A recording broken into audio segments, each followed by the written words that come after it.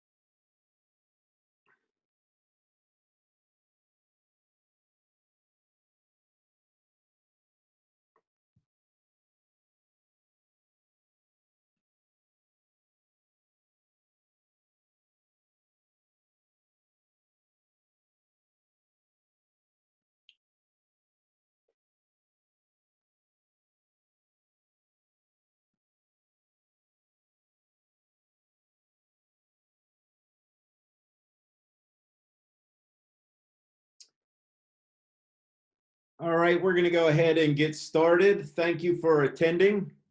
Really appreciate you being here. I know if you're like I am, you're probably getting tired of so many webinars and Zoom meetings and go-to meetings. So I appreciate you being on the line.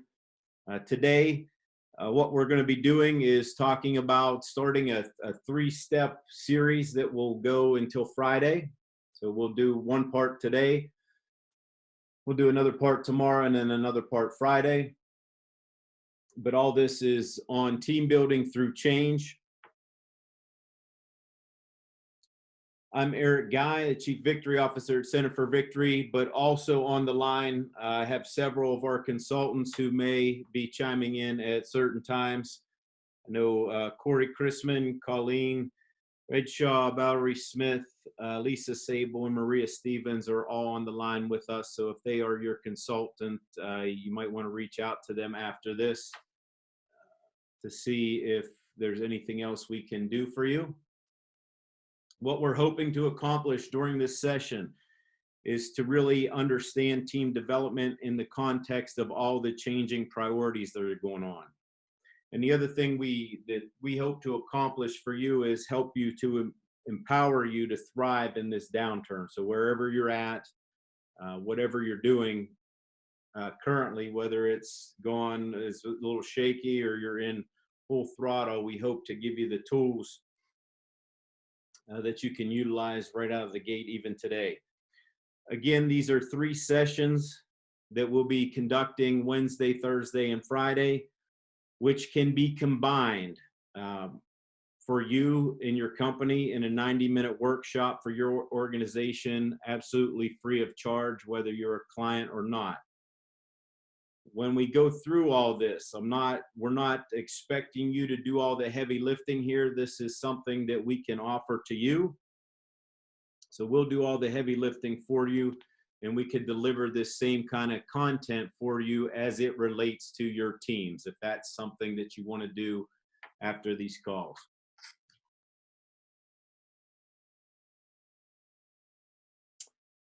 To get the most out of this webinar today, we can use the chat at any time. Speak up, raise your hand.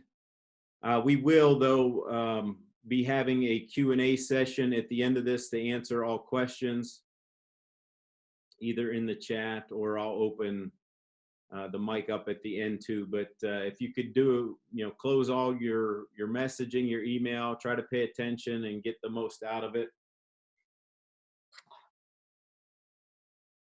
Why we're here, obviously, team priorities have changed. So what are the new team priorities? Do you know what they are? And then the other piece of that, team members may have changed. Either they're being redirected in different places, or they've gone, or they're, so how have those team members changed? And what are we doing about that? So this is an opportunity really to understand and ask yourself a few questions, a couple questions for thought before we begin here.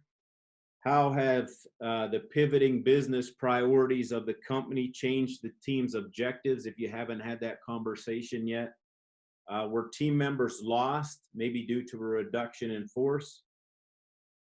Were employees from other parts of the organization added or subtracted from the team? Or is it just a completely new team for everybody and we're trying to get used to one another? Probably the question I would say on everybody's mind, at least what we're hearing, is what are you most concerned about as the team enters the next stage here? So what are we doing and how is that impacting us? Team building through change, these next 3 sessions. Today, we're going to talk about adapting the team dynamics, but the senior leadership in most companies has pivoted, or if it hasn't yet, it soon will, but most likely it has already changed. The company's business priorities, this is causing a significant shift for most people in the team objectives. We're here to help you understand the people implications of those new objectives and help you to act on this. 2 of the most critical parts of a team, their goals and their people, have just really undergone significant changes. And this is going to mean that the team is being redirected to different work priorities. So your teams will be forced to behave differently and probably do more with less. The team mindset and morale may have been shaken, and fear and uncertainty could hinder productivity. And then what we'll really be hitting on Wednesday is that remote work and how that increases that organizational complexity and giving you some tools that you could utilize to help with that complexity. Your next step is probably going to be to relaunch your team by aligning to those new objectives. Hopefully you know what they are. With new people making up that team, and position yourself for the success going forward. Our role here as your talent optimization consultant is really to help you adapt and team build through this change. When we look at today, again, we're going to be focusing on that team piece today, overused strengths. So a lot of times in a crisis, teams will be inclined to over-rely or overemphasize their strengths. These overused strengths can result in counterproductive behaviors and a lack of versatility and resilience. That's what we'll be hitting on today. Tomorrow, Thursday, we'll be hitting on operations. And then we'll be focused on Friday on that productivity, really managing remote teams.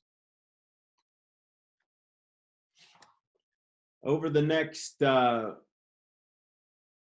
3 parts of this, adapting to team dynamics, like I said, what we'll be talking about today is how to balance strengths, be a resilient team during the crisis.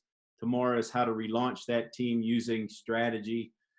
And then collaborating through change will come on Friday.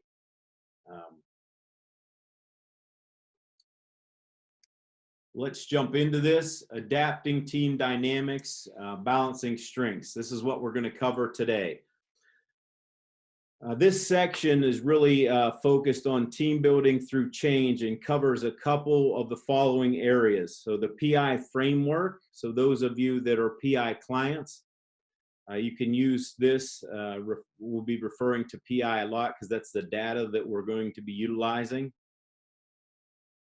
If you haven't taken the PI yet, you can visit our website or shoot us an email. My email is going to be up here at the end of this webinar, and we'll navigate you through that to get you the links that you need to take the PI. The other thing that will be covered in here today, how behavioral styles map to a certain framework. We're going to give you a certain framework for that.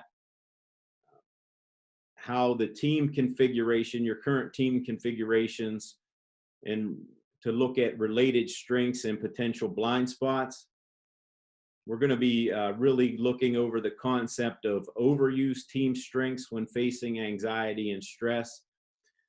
I will also be leaving you behind a document that we will post in the chat when we get there. If you do not get it, please shoot me an email and we'll get you that PDF. And the last thing we're going to do, I'm going to give you some homework. So something that you can do with that leave behind that I think that you will find, I really believe that you'll find beneficial as you work through this crisis. So let's get started on the team's behavioral styles. During this time of crisis, it's really easy to overuse those strengths and create counterproductive results. Inside of the PI system, for those of you that are predictive index clients, you'll notice the reference profiles here. Your behavioral style. So once you take the PI, for those of you that haven't taken the PI, your PI will give you your certain behavioral styles, which is driven by your 4 factors, A, B, C, and D. Puts you nicely in the same zip code as some of these reference profiles.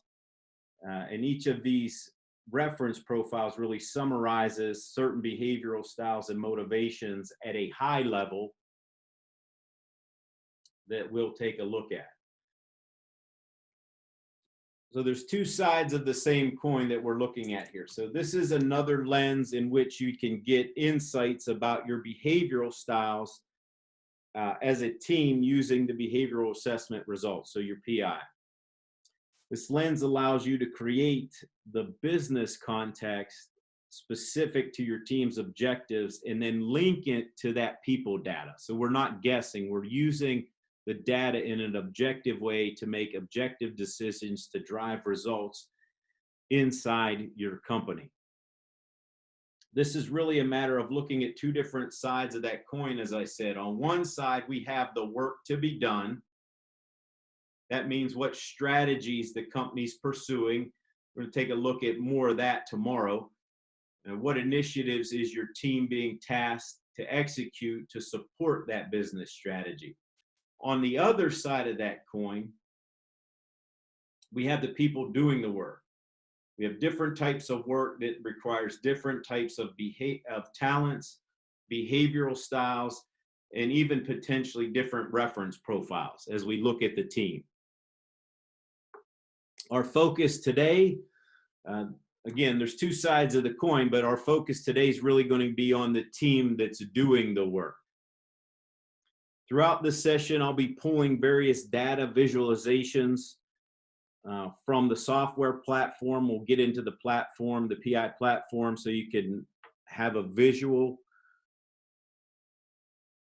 to make both sides of this coin come to life for you using our data. Okay, so I've created a demo site that we'll get into a few slides later. Again, it's a demo. The names are made up, so I'm not using anybody's information. I want to give you that visual so you can see actually what you can do with your teams and how we can help you accomplish that. This data, when we talk about this side of the coin, this data comes directly from the behavioral assessments, the PI results of that team. The other side of the coin that we'll be really looking at tomorrow is the work to be done. When we see these purple rings, so before we looked at the blue rings, the team doing the work, tomorrow we'll be looking more at these purple rings, which equates to the data inside of the PI system as the work to be done. This is really setting the strategy for what's to be done. So what we're going to start out with first is just an explanation of the team behavioral emphasis styles of particular teams inside of a company. We're looking at again the blue data, and it comes from the behavioral assessment. So what I'm showing you now that's on your screen is a 4-part framework that includes the quadrants of exploring, producing, stabilizing, and cultivating. This framework is extremely valuable for helping us understand the 2 sides of the coin concept that we referred to earlier. This framework is like the Rosetta Stone that connects your team objectives, the work to be done, with the behavioral styles, or actually the people doing the work. Just like each of the reference profiles that we mentioned earlier, each team has a certain behavioral emphasis across these 4 quadrants.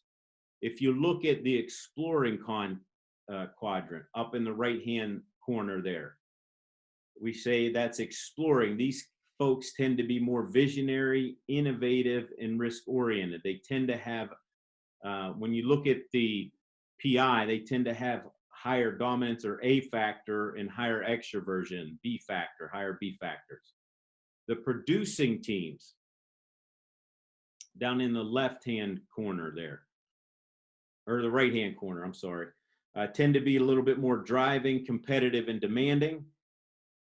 When you look at the PI, this would be more of a higher D and A factor.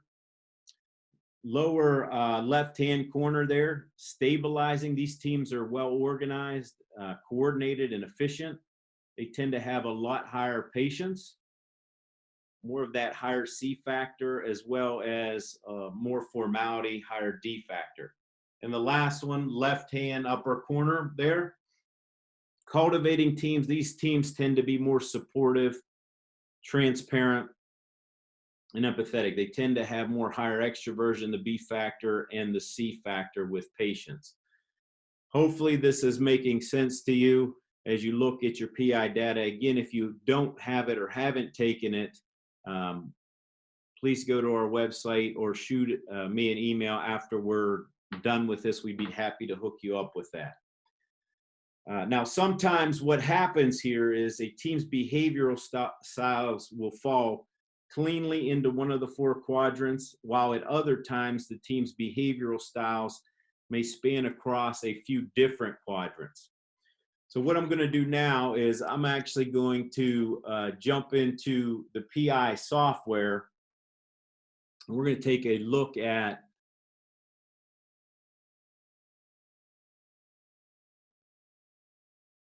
a example here from the PI software. Again, this is a demo site. I'm not using anyone's data here. This is just for representation, so you have a visual. I've plugged a team in here. So I've already plugged the team in here. These are different people on the team, and you can see they don't all fall nicely inside one of the quadrants. They are heavily weighted on the producing side of this. So this would look different for you and your teams. If you're interested in this, we're here to help. We'll help you through this and gather your team's data. What this would mean for this particular team, a producing team, team members work together to the extent that doing so fulfills their individual goals. Has to be a win-win situation. This team's very competitive and intense. And again, there's no right or wrong here. It's just, what do the times call for? This might be great in times where it's not crisis. Now it's like, oh, it's overload. Or the opposite could happen. But conflict might be frequent and even sought out by this particular team, especially over competition for resources. With such a high level of competition between these individuals, politics may play a role in how work gets done. These teams are known to be more task-oriented, keeping their eye on the prize and holding themselves to high professional standards.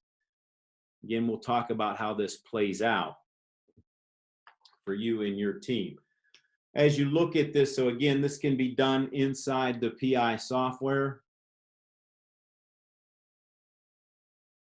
I'm going to jump back into the PowerPoint.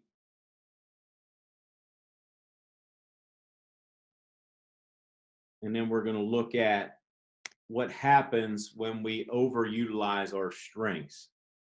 In a time like we're in, under threat or in crisis, teams react and take action.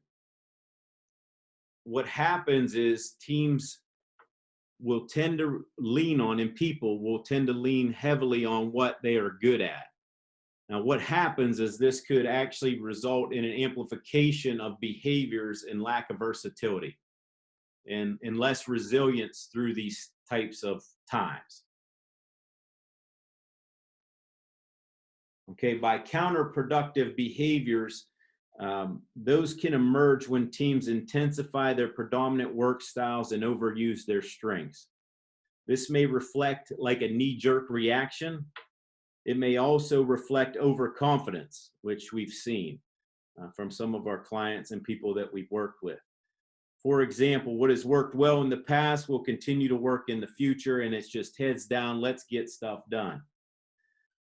On the other side of that, the lack of versatility is another byproduct of this over reliance on strengths in reaction to the crisis. This often results in a limited team mindset. So there's only one way to do things kind of approach. As a result, these teams really stop exercising other behaviors that may actually be equally valuable to the team. As I said, there's not necessarily any good or bad. There's the two sides of the coin again. What do we need to do, and what's the work to be done, and who are the people that we have doing that work? Sometimes leaning on strengths can be quite effective, right? There's a threat, as you see on the slide here. The anxiety and stress are, we're afraid we might lose our jobs. We rely on our strengths, so we set stronger goals, rely on that competitive style, and then come out with the prize. Our team just needed the extra pressure to rise to the occasion. We're not seeing a lot of this. It's happening here and there. What's more likely is leaning on these strengths becomes counterproductive. So there's anxiety and stress. We lean on those strengths again. Now what's happened is we're all burned out. We've pushed ourselves too hard, and we're falling apart. So it creates more anxiety, stress inside of the work environment. Just a side note here.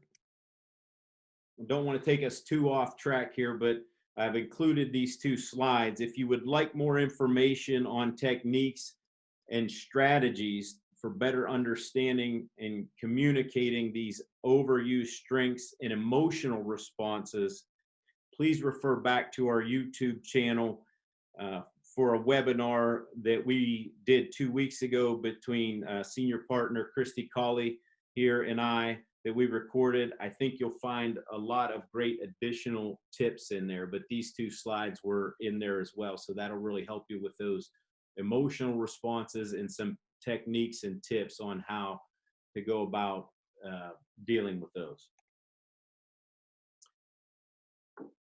So let's walk through this example here of how overused strengths can emerge for a team and become obstacles to success. We're also going to examine tips on how we can leverage the increased team resilience. For this particular example, what we're going to do is we're going to use the example of the reference profile for the team that tend to appear in the exploring quadrant. These exploring teams, as you can see, will normally be seen as very quick to make decisions, rapidly exchanging ideas, possibly so rapidly that nobody's even recording them, thinking boldly and out loud, solving problems through innovation, and actually relishing in that change and risk-taking. Again, could be good, may not be. When we rely too heavily on those team strengths, when facing anxiety, stress, and crisis, the team's dynamics may exhibit what we would call counterproductive behaviors or a lack of versatility related to them. What happens here is there's an exhausting of others with more new ideas. It's like new ideas all day long, so it's very exhausting to folks around them. What also could be happening is an expenditure of energy on activity that's not productive. We've heard a lot of that. And then unfortunately, what happens is creating additional complexity, which we don't need, through impulsive decision making. Tips to increase some of this resiliency. So now we're never going to fundamentally change the behavioral styles of people. So we can't do that. Then that's not what this is about. Our behavioral styles and our strengths actually make us who we are and have served us well to this point. What we do need to be aware of is the tendency to overutilize these strengths in times of crisis, and make sure that we can do a few things. One, what we're doing today is being self-aware of our specific crisis team dynamics, what's going on in the team right now. Be very aware of that. Second, be very vigilant in recognizing when we are starting to overuse or overutilize those strengths in response to the crisis or stress. And lastly, be more intentional about our efforts as a team to dial back this tendency so it does not lead to counterproductive results. So for each team configuration, PI offers tips. We offer tips that teams can put into action to self-coach and demonstrate resilience in the face of adversity and perform at their best. What I'm going to do for you, I'm going to give you a leaf behind that has this in it. So there's going to be some examples for each of the quadrants that you're going to get here very shortly. And we can even take some time to answer questions at the end as well. For this example, this exploring team could try. So some tips to increase resilience. Avoid making decisions in the heat of the moment. Build in time to think. And we've all seen or experienced that probably where we've rushed into things and really haven't thought through things well. Secondly, to increase resilience, we could stop trying to do everything at once. It's like, let's get it done. Chunk it down, prioritize fewer things for execution, and focus, and make sure you're communicating that to the team. What's important, what's not important. And then last, don't let problem solving be based on the loudest voice in the room. Can't emphasize this enough, right? Just because, that old adage, the squeaky wheel gets the grease, don't let that happen all the time, right? Take time to listen to people and don't react to who's ever making the loudest noise, either individual or team. All right, as I said, what I'm going to post in the chat right now, if you want to take time as well, I'm going to post this in the chat, this guide for everyone. So here you go. This should take you, that link that I just sent out to everybody, this should take you to this guide. You should be able to download this guide. If you have any issues downloading the guide, please let me know. I have a PDF that we can send out as well if you shoot us an email afterwards. Everybody getting that link?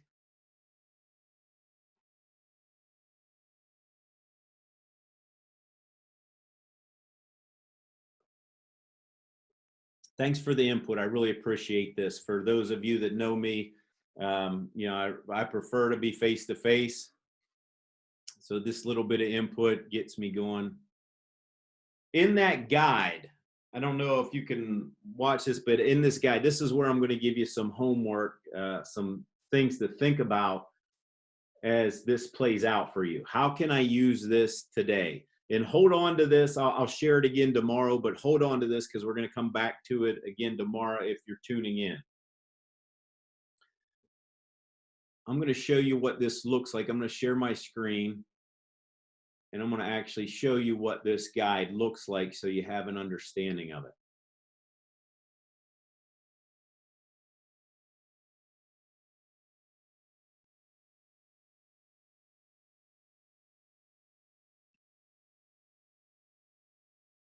So you all on my screen, you should see the leadership resilience guide. This is what was copied in the chat there. If you go to page 5, so some of the things that I went over with you are in here. What I want you to focus on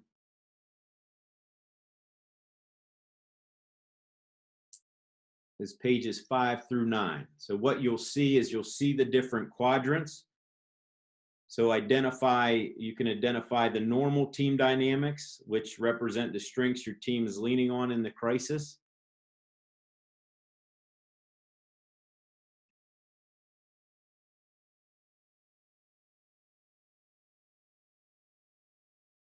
You can see the crisis team dynamics. And then what I like is you'll see the tips to increase resiliency on how you feel like your team could apply this, along with the self-reflection questions.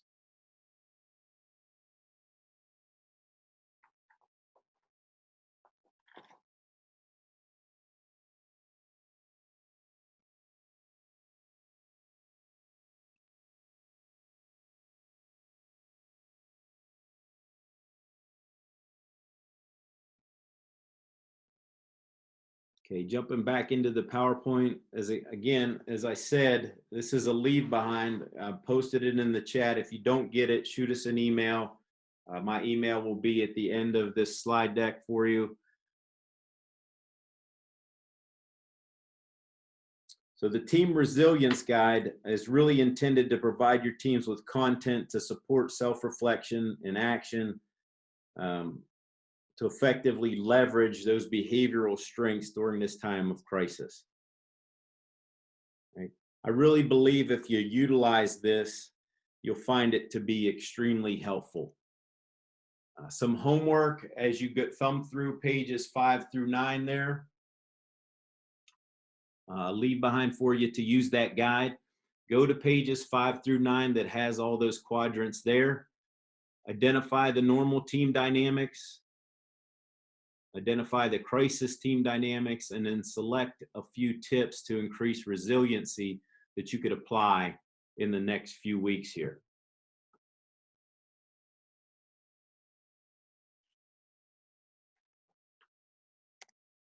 All right. Before we get to questions, just some things coming up. Tomorrow we'll be continuing this webinar series, Building Teams Through Change. This is going to be more with the purple, the strategy piece. Friday we'll be collaborating through change, looking specifically at remote work. If you have this resiliency guide and you downloaded it, please look at it before tomorrow, because we'll be referring back to it tomorrow as well.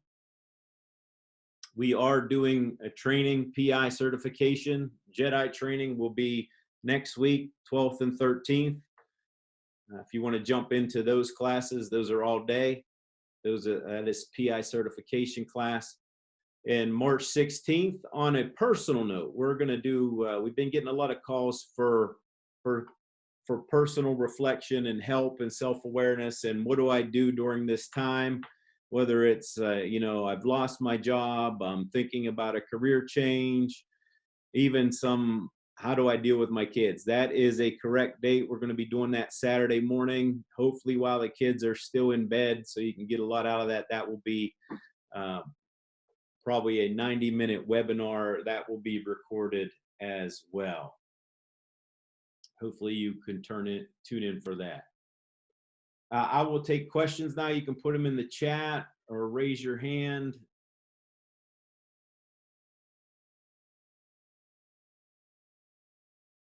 Thanks, Ginger, for that comment.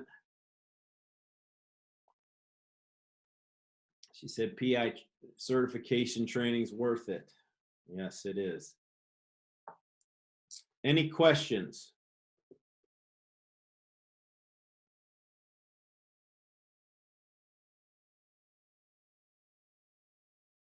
Do me a favor, in the next 30 seconds, let me know what you got out of this. If there's something I need to focus on more tomorrow, I'll just let that chat go. Hopefully this was good information for you. As I said earlier, you do not have to do this. We can do this for you inside of your PI software. We'll do all the heavy lifting. Myself and the team here at Center for Victory will do all the heavy lifting for you, and we can present this workshop with your specific team analytics in there. It's much more interactive, but we can do the next 3 days in a 90-minute session for you and your teams.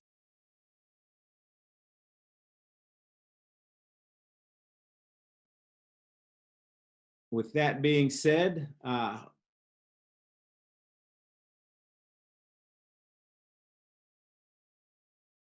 just a few comments that are coming through here. Love the resilience guide, very relevant. My takeaway, now's the time to examine your people strategy as we transition into the post-COVID area. Yes, it is. Well, if there's not any other questions, hopefully this was helpful. And hopefully we'll see you all back tomorrow for the second part of this. Take care and enjoy the rest of your day.